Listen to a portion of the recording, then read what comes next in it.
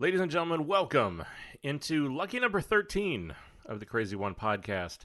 I'm your host, Stephen Gates, and this is the show where we talk about creativity, leadership, design, and a whole host of other things that matter to creative people. And I don't know about you, but I'm not really very superstitious. So we're on to lucky number 13, and we're in the middle of 3 shows where we're talking about presenting and presentation skills. And so in the last episode, we started with just some of the basics, some of the foundational things that you need to really get better at presenting and at presentation skills. Presenting, well, it's not really presenting, right? It's selling. If you have a spreadsheet, well, you can present that.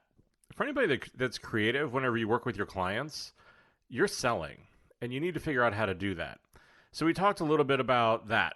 We talked about your personal presentation style and how do you figure that out. We talked about some of the most common challenges whenever you're doing presentations. How do you overcome some of the hiccups and some of the little tics that you might have? And finally, we talked about that to be really good at presenting, you've got to be really good at storytelling. That's what this really is. Because if you want to sell convincingly, if you want to bring people into your work, creative is subjective. You've got to be a really good storyteller. And so those were the foundational things. And so today we're going to move out of those bigger, more kind of larger concepts into things that are going to be a bit more nuts and bolts. And so in this episode, we're going to move on to talk about what are some of the secrets to creating, setting up, and actually giving your presentation. And those are really going to be the 3 things that we're going to focus on. Are some tips, some insights, and some tricks around how can you build a better deck? How are you going to go about actually setting up the physical space and some of the mental spaces to give your presentation? And then wherever you actually go ahead and you have that moment where you need to go ahead and talk to people, what are some of the things you can do to get a little bit better at that? And then in the next episode, and the final in this little 3-run series, we're going to go ahead and we're going to talk about how can you better understand your audience, and that what are some of the things you need to do and some of the things you need to think about that happen after you're done. After the meeting's over, after the presentation's over. How do you keep that work sold? How do you manage the aftermath? So, you figured out the story that you want to tell. You've got some of these basic things down. And now you need to bring it to life. And the simplest, easiest, most straightforward way to do this is to build your deck. And I build all of my presentations in Keynote. I think that it's simple, it's easy, it gives you a quality of animation and an ease to create it that I think just works really, really well. You can get a really nice, really polished product, but I think it takes a little bit of time to really understand what are some of the things you need to do with that. And so we're going to do another show on that, but just understand that's how I build all of my decks. But whenever I think about how do I tell my story, how do you do the journey in 3 acts, the beginning, the middle, and the end? And what I often do so many times is, as I've always said, I start everything in Evernote.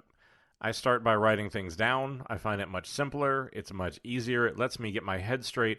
So the first thing that I do whenever I need to start figuring out my story is turn to Evernote. And I put in the first act, the second act, and the third act. And I will just rough in the outline that I gave you guys in the last episode. And I'll take that, and then I'm going to use that as a starting point. Because what I want to make is just a sketch, a script, a straw man that's going to let me start to work through what's the story? How's it going to flow? What's the order? How do I want to introduce the characters? How do I want to talk about the work? Where do I want to bring in my team? And it takes a little bit of time to make sure that I'm thinking this through. And so it's something that so often whenever I start the project, then I start this document. And I'll start to just be able to start to rough it in. And as we go, as the story evolves, I'll go back constantly and go back and continue to rework it. Because what it lets me do is it just lets me tell a more compelling story. Because I think to tell any great story takes a little bit of thought. I think that's one of the big mistakes people make is they go in and think that they can just wing it. And I just think that doesn't really work very well because the best stories are thoughtful. There are twists, there are turns, and there's a resolution to it. But that's how I start.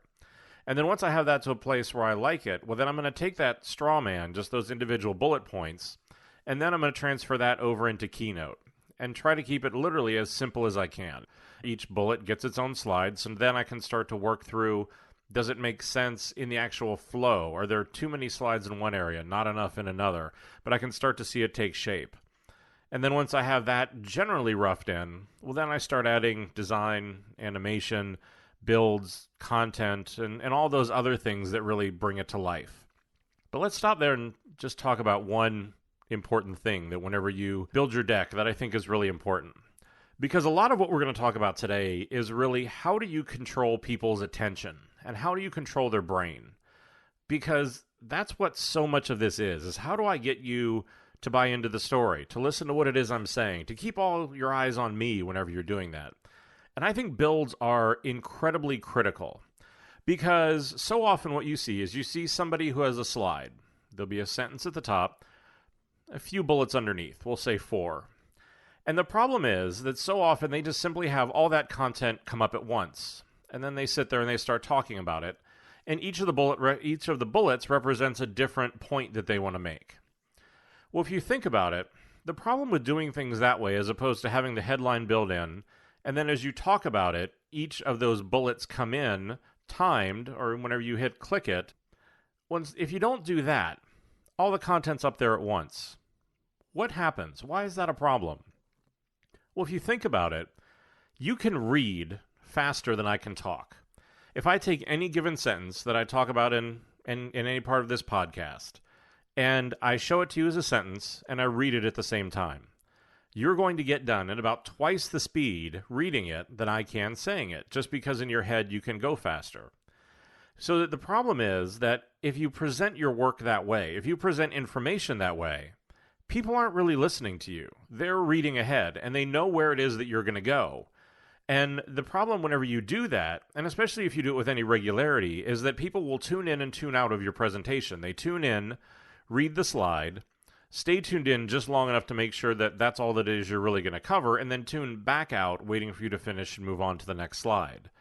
And this is a real psychological problem because you're not going to be as engaging, you're not going to be as interesting, as opposed to, as you're going through, keeping their attention on you. That as you get to each one of those points, then have an animation that lets it build in.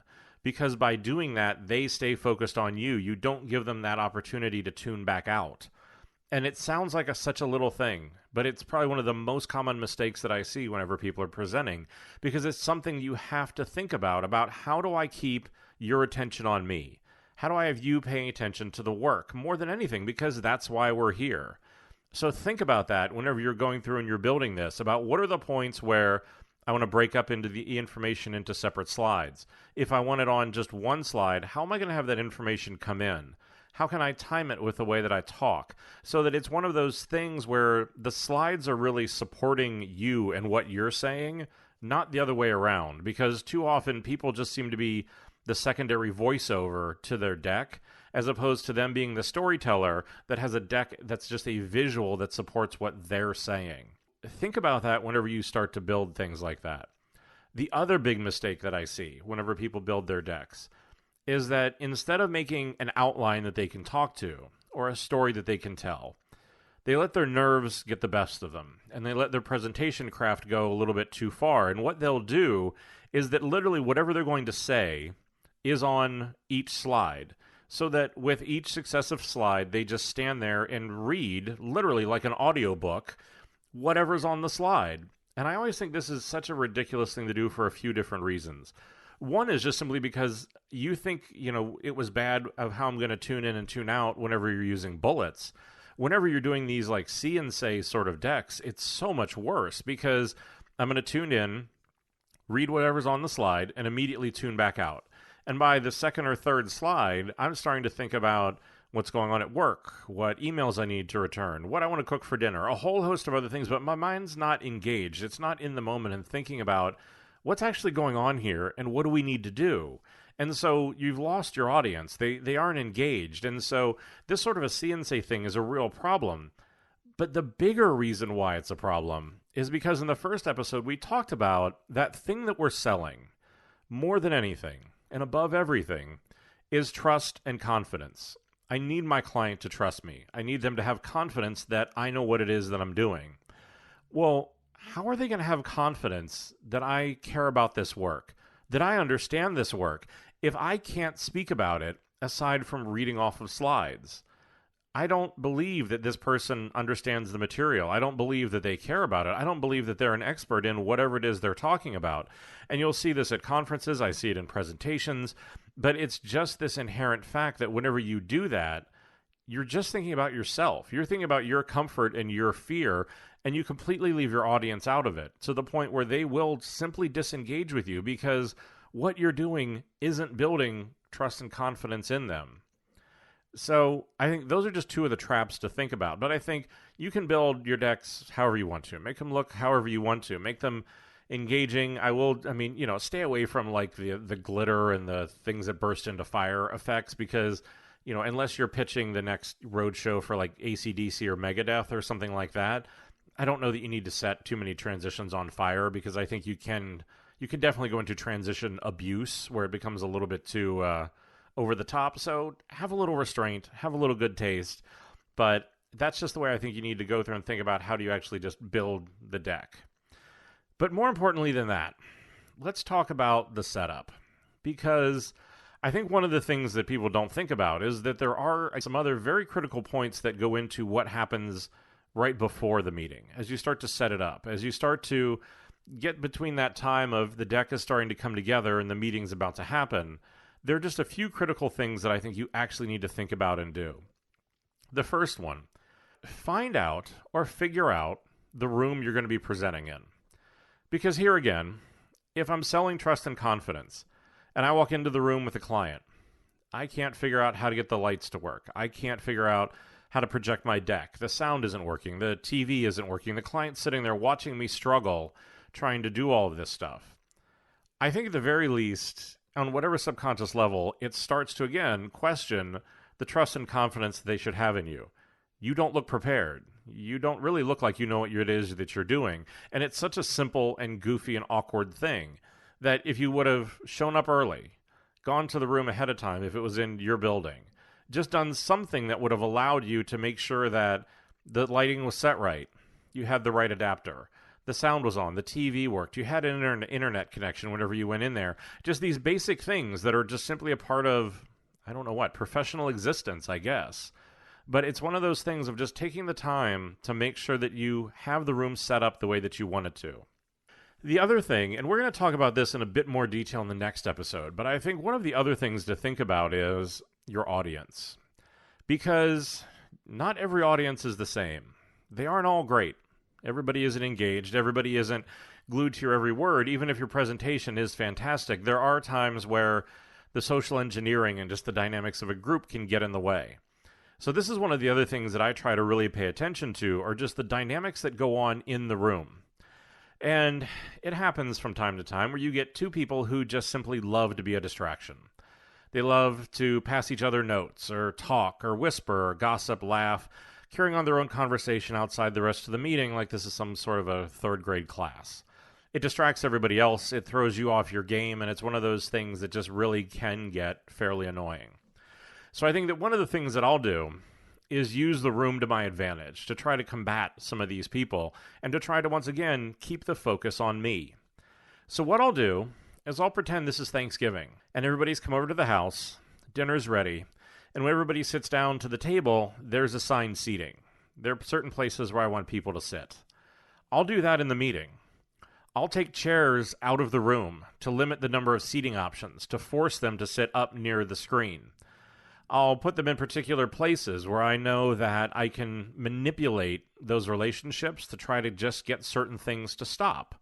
One of the most common ones that I'll do is if I know that there are two people who talk a lot.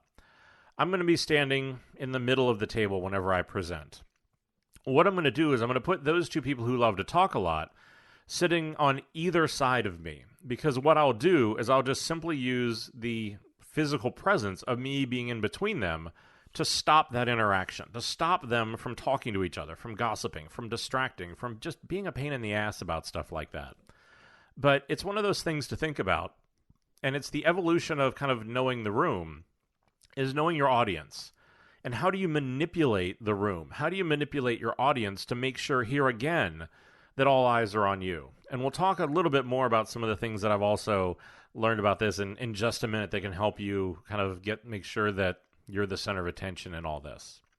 The other thing that I'm a big believer in is whenever you're setting up, if this is a big meeting, this is a big pitch, a big concept you want to talk about, a big idea that you want to unveil, well then, why don't you actually treat it like an event? Why don't you treat the meeting like it's a big deal? And so what I've done, time and time again, and this can cost as little as $10, $20, $40 max, is make the meeting an event.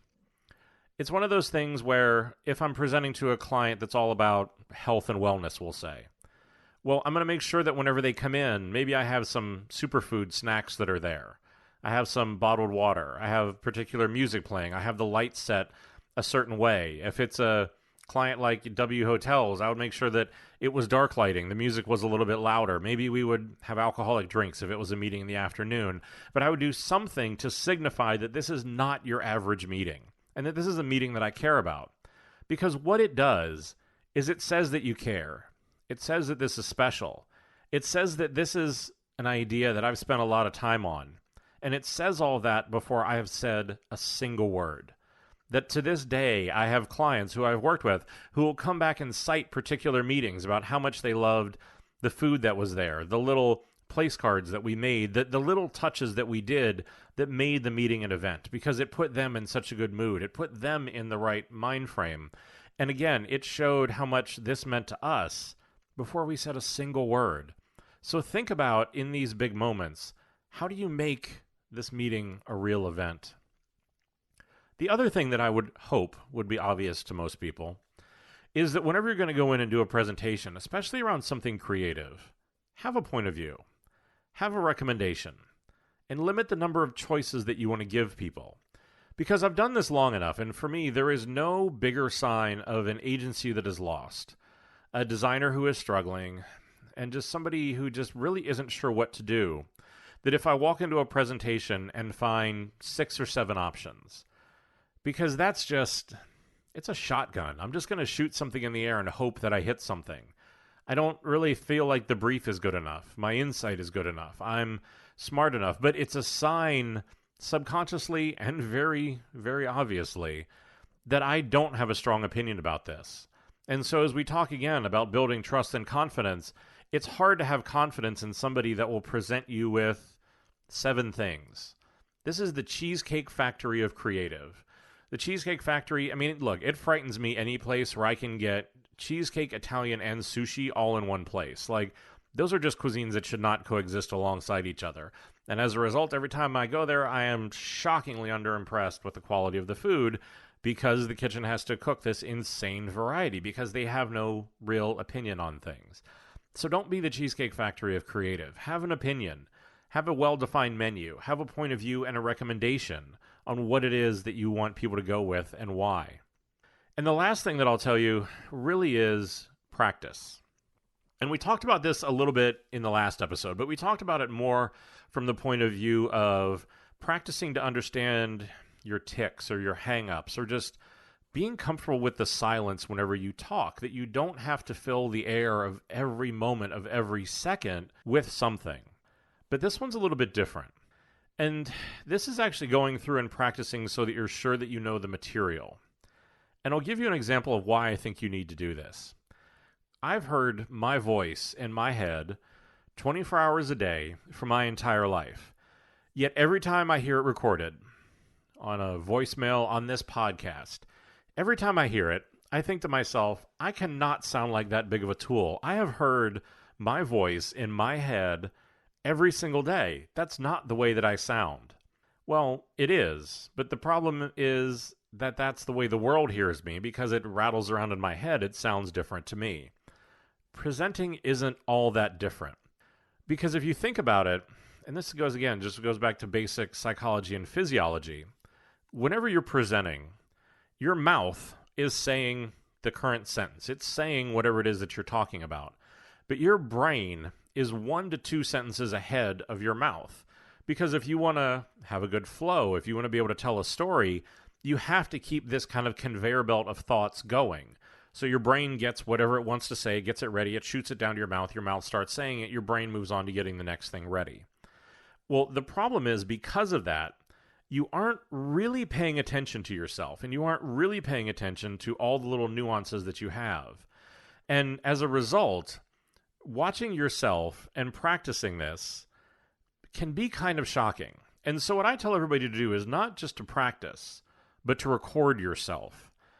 To go out, use your iPhone, a video camera, anything that records, and practice to that. And find a pair of eyeballs to practice to as well. It can be your boyfriend, your girlfriend, your wife, your husband, your goldfish, your dogs. I got 2 dogs who I'm fairly certain know more about digital design, brand strategy, and creative direction than most CMOs because I practice to them. I stand there and I talk and they sit and listen, and if they've absorbed any part of it, they probably should be able to go run their own branding agency by now. But the reason why you want to record it is just for that exact same reason. Because I'm going to go through, I'm going to do the presentation. I'm going to think it went really well. I sounded great. This is like me hearing my voice in my head. I sound fantastic. But as soon as it's done, go back, watch it, listen to it. And just like hearing your voice on that recording, you're probably going to be shocked at the mannerisms that you didn't know that you had. The flow that you thought felt so smooth and suddenly sounded so strange. The little ticks in the moments where you got hung up that you didn't really recognize that you did. This is why this practice is important, is so that you can understand the best way for you to be able to interact with this material, so that you can understand how do you look, how do you sound. And then as you do that, and we talked about this in the last episode, 7 is usually the magic number. This comes from Steve Jobs, the head of Salesforce. I've heard a lot of different people talk about this, that if you want command of any material, you have to do it 7 times. It may sound like a lot, but it's true. Because on the 7th time, you know the flow. You know the material. Your brain isn't having to do that conveyor belt of thoughts quite as quickly because it understands where it's going. It's done it before. There's a little bit more muscle memory there so that your flow is better. Your sound is better. And just in general, you have more command of the material, and you can really work on your inflection of telling the story. So practice 7 times, record it. As soon as you're done with every time, go back and watch it. This is one of the most profoundly impactful things that I have seen on people and the way that they present is just doing this time and time again. So they really can get to understand this, and that it's one of these things where as you start to get better at it, presenting can become an astounding weapon. It can become a way to get great work to go out the door, to raise your personal image, to raise your standing inside of the company, because you're somebody who can go in, who can be convincing, who can be compelling, and quite frankly, you can be somebody that can get shit done.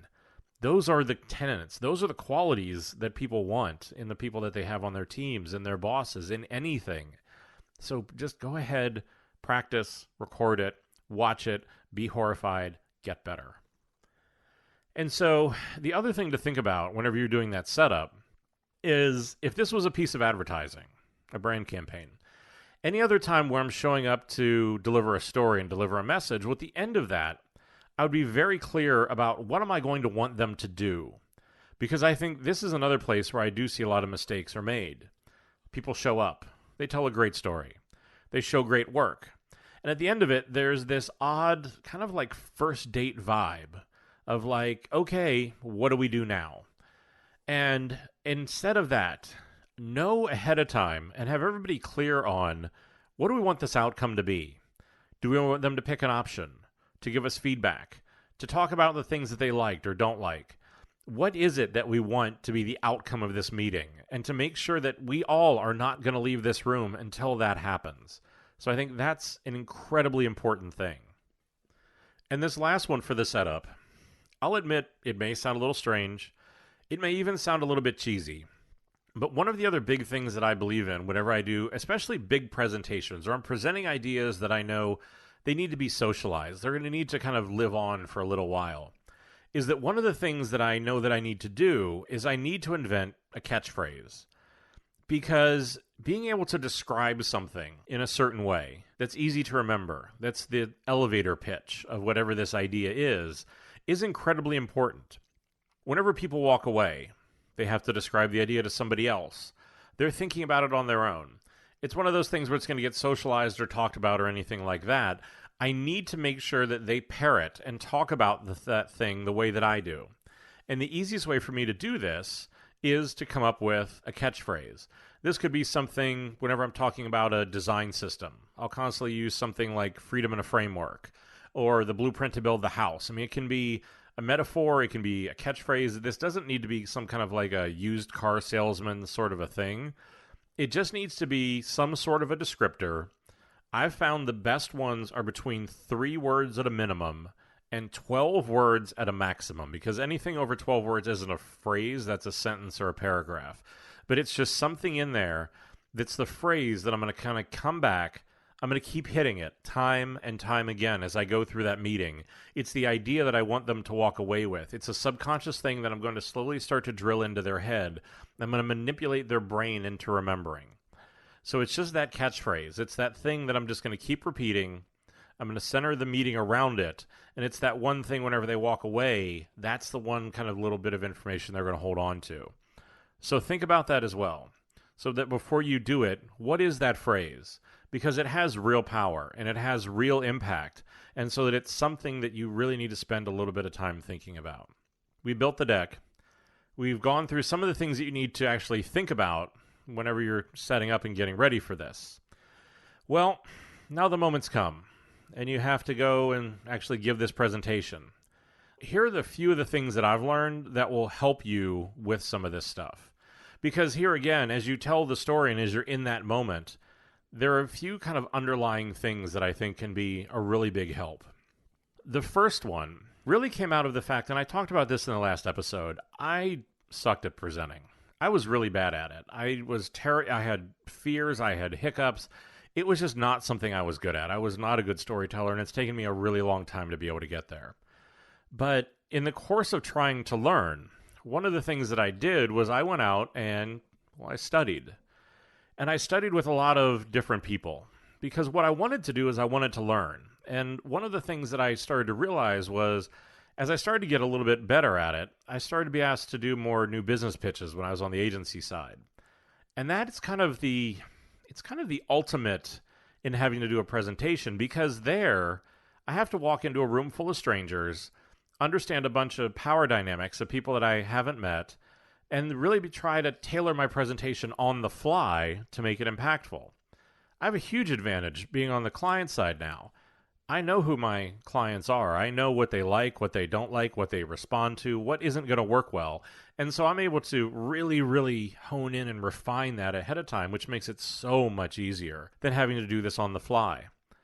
Well, as I had to start to do it on the fly more, I realized here again, I needed a whole set of skills that I just quite frankly didn't have. And so I set off to start talking with and studying with a very interesting group of people. I started studying with a poker player to start to be able to learn physical tells and to learn interesting things, like I can tell through your body language or which way you're looking if you're lying or not. I started to study with police interrogators. I even went and talked with an interrogator from SEAL Team 6 to start to learn about whenever you want to engage with somebody, whenever you want to start to interact with them, what are the different ways that you could do that? I studied with sports agents and venture capitalists and a whole host of other people to start to really understand human physiology and human psychology. And this is usually the part that whenever I teach this to one of my teams, everybody starts to shift in their chairs rather uncomfortably. Because they go back, trying to think about where were the times that maybe they tried to bullshit me a little bit too much. Where were the times that they lied or exaggerated or suddenly realized that I had this whole host of skills that I never had advertised to them before, but that maybe now we're kind of coming into play. It always leads to a very interesting interaction with people, but it's an incredibly useful tool to have from a leadership and a presentation side. But out of all those conversations, one of the most interesting insights that I got came a rule that I use. And it's the 12-foot versus 4-foot rule. And so if you look at basic human psychology, we have personal space. And that what you'll find is that if you are inside of 4 feet from somebody, it's uncomfortable. You're inside of their personal bubble, their personal space. And it's odd. It's intimidating or it's comforting, but it elicits an emotion. But the other thing that you find is that if you are more than 12 feet away from somebody, You're in what's considered disconnected space. This means that you are far enough away from me that as I'm going through and giving my presentation, you feel like you can check out. Because just the physical proximity distance between us, you can check your email or you can kind of drift off a little bit and know that you're far enough away that maybe I'm not going to see you, or you can at least feel comfortable doing that. So that whenever I present, I want to make sure that I'm standing in the middle of this zone, that I'm between 4 feet and 12 feet away from my entire audience. This would mean that if I'm going in and presenting at a big board of directors meeting or something like that, there's a big long table in this huge room. Well, instead of standing at one end of that, what I'm going to do is I'm going to stand in the middle. Because if I stand at one end, the audience at the far end is more than 12 feet away. So they're going to feel like they can disengage. So what I'm going to do is use basic human physiology and psychology against them. And I'm going to stand in the middle of the room whenever I present, because then I'm going to keep them in that sweet spot. Because by doing that, then what I can do is I can actually make them feel more engaged or feel like they need to be more engaged. And so it's a simple trick. No one ever knows that I'm doing it. But that's the reason how I'll be very, very deliberate in where I position myself in the room and where I position myself with the audience. Because here again, so much of this in the setup and in the presentation is about how do I keep all the eyes on me. And so one of the other things that I see people do, it's a lot of times, and it's a mistake. Because what I'm going to see them do is they're going to walk into the meeting and there's immediately going to be handouts. They're going to give handouts to everybody. Well, I think if this is something where you're going over agenda, you're going over a spreadsheet, you need everybody to be able to see, an intricate set of numbers, then I think this is fine. Because if I put this up on the screen, it's going to be an eye chart and people aren't really going to see it. But if I'm presenting something creative, something subjective, something that's an idea, well, then that's something different. Because in that moment, what you're going to see, and think back now, and I'm sure you'll have had this experience, is that the moment you hand people those decks, the first thing they do every time is they start to flip ahead. They'll kind of rifle through the whole deck, getting to the end, briefly glancing over the whole thing, before then shuffling back to whatever page it is that you're on. You have to fight this. You have to keep their attention. You have to keep them focused on you and what it is that you're talking about. And so to be able to do this, the thing that I always do is I will project my presentation. Put it on a screen, put it on a projector, put it on your laptop screen, bring in a cinema display, do something so that you have one screen that everybody can look at. And do the handouts at the end. Because I want everybody focused on one point, one place, one thing at a time. I want them listening to me and not distracted off in this deck, having flipped ahead, scribbling down notes, looking at a bunch of work that they don't understand, don't have the story behind, and don't have any context to. You have to keep them focused on the story, listening to it, and engaged in it. Now, that being said, you may be like me, where oftentimes I don't always have the luxury of having the people that I'm talking to in front of me. So often I have to do it over conference calls, video calls, Skype, a whole host of other things. So how do you manage it then? Especially whenever time and time again I get clients who, we have a meeting 9 a.m. the next morning. That night before, I get an email from the client. Hey, do you mind sending me over the work tonight? I just want to kind of quickly look through it before the meeting in the morning. My answer always is, sure, I'll send you a PDF. I fire off the PDF. Sure enough, 5 to 10 minutes later, I get an email, I get a phone call. Hey, thanks so much, got the PDF. I notice it's password protected. Can you send me the password? To which I'll reply, yeah, of course, I'll give it to you at the meeting at 9 a.m. tomorrow morning. Because what I need to do is I need them to respect the work. Because if it's one of those cases where they aren't going to have the connectivity for me to be able to do a screen share, which would be ideal, I have to be able to keep them focused. I have to keep them from flipping ahead. Because if I give them that PDF, they're going to go through it without the benefit of narration, without the benefit of my voiceover, especially knowing that the deck that I'm going to show is built for me to talk to, not for somebody to read through. Well, then that's one of those things where then they're going to form their own opinions. Tomorrow will come, the meeting will come, and that they're going to sit there basically checked out until the end of the meeting, not really listening, until they get to the point where they get to comment. And then so often they'll go through and they will give comments based on what it is that they assumed the night before. You'll so often see this in the quality of the comments because you'll find yourself saying things like, well, whenever we got to that part, if you remember, I explained that it didn't do that because of X, Y, and Z. Telltale signs that they were not paying attention, that they were not listening, and that they had already formed their own opinion about things. And this is a real problem. You have to keep people focused. You have to keep them looking at the work. And so this is one of those things where you have to just figure out what are these ways to get people to respect the work, to not make it throwaway, and to get them to engage in it and to partner with you on it. And that's so often what I'll talk about if they come back and get angry about that password PDF is it's not a moment to get angry back at them. It's a moment to educate them. It's a moment to evangelize to them. It's a moment to explain that the reason why we're doing this is because the team cares about this work. The team put a lot of work and effort into this. And they want to share that with you. They want to explain it to you. They want you to be part of this journey with us. That if we send you this PDF and you flip through it, well, it's really degrading our partnership. It's degrading the work. And what we're going to do isn't going to be as good for it. That we want to be better partners with that person and that we really care about this work. So we really want to go through it together. There are a few people that I've seen in the face of something like that will continue to push back. And I think if they do, understand the client that they are and that they maybe want you as a bit more as a production resource than a partner. But I think that it is something that is incredibly important to think about what is the dynamic of how your work is being shown. And if it does have to be done remotely, that it's being done in a way that really works for everybody and that you're being just as good of a partner and that you're pushing back and defending your work as much as you can. The other thing that I'll do with this, and this probably comes up a little bit more in conference calls than in regular meetings, but one of the things to think about is that it's also important as you're presenting to check in with your audience, to take their temperature, to engage with them. Because there's a little bit of that syndrome whenever you're going through and presenting where your audience is consuming information.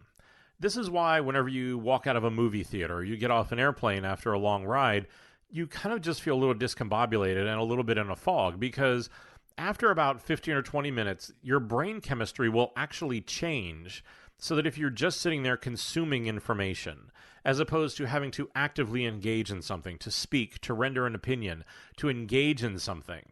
And so this is why whenever I'm going through a presentation, I'll make sure that I build in points for questions, for interactions, to pointedly ask somebody something, or just generally take their temperature, because I think you have to make sure that they're engaged in it.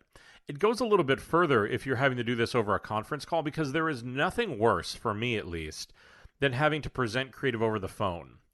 I can't see people. I can't see if they're engaged.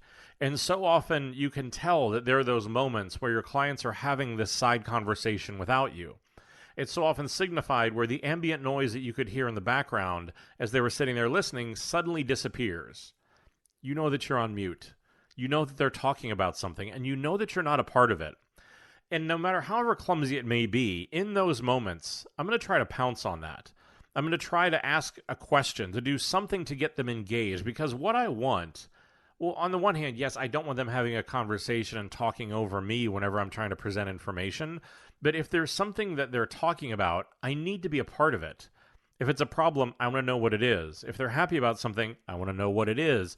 It's a moment to try to build this relationship that if they keep doing it, call them out on it and say, look, guys, I can tell that like this keeps going on mute. Is there something that, is going on? Is there something you like or something you don't? Because we really want to make sure that this is a conversation. And it takes a little bit of backbone to be that proactive. But I think that it really is important to be able to make sure that you're engaging with these people as you're going through and giving this presentation. And the next thing that I'll try to teach people on is that as you're doing that and as you're giving the presentation, there are two really critical things, especially as you're working with your clients. The first is to make sure that you aren't just talking about creative for creative's sake, but that your story talks in benefits. How is this going to increase revenue, reduce call volume, make customers happy, do something so that there is some thought in this and that you're talking to them in a way that they're used to hearing. Because so often, just for the fact that it's better usability, cleaner design, more white space, these things may all be true, but not every client values that. Not every client has a sense of design to understand why are those good things. That sometimes you have to make sure that you go through and you phrase this in a way that are in benefits that they can understand. Benefits that answer back to the brief and to the problem. Benefits that are things that you know will resonate with them and help get your idea sold. So this is just one of those things, is to talk in benefits, because ultimately what this does is this does the second thing, is that it makes the presentation about them. That this isn't you talking about design for design's sake. It's not you talking about something just because you simply want to talk about it.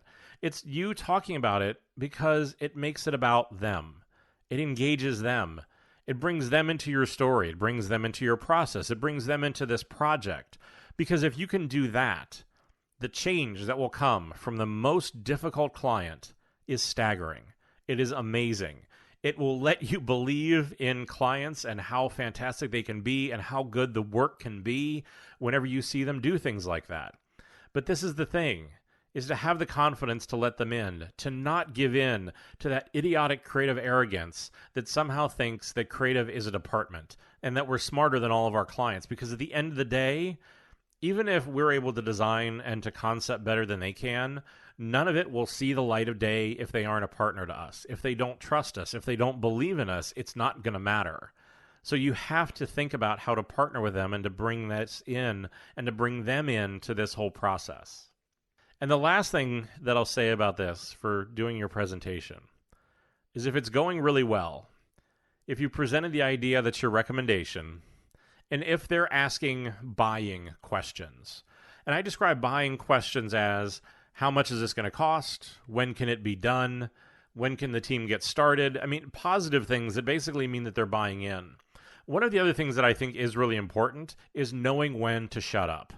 Because too often, you've gone through, you put this big story together, you put this big presentation together. Sometimes creative teams get a little bit too caught up in showing off all that work. That if you showed them the work and they love it, just know when to shut up. Know when to take it for the win. To take the meeting for what it was, that you got what you wanted to out of it, and that for whatever was in the appendix, whatever was in the recap, whatever was in the big finish that you have, skip it. Because if they're in, let them be in. Because if you keep talking, subconsciously, they're going to start to wonder, why can't you read those cues? Why aren't you ending this meeting? Why aren't you just kind of like taking this for what it is? And then they're going to start to question more things and root around and wonder. And all of a sudden, that great meeting may go completely sideways.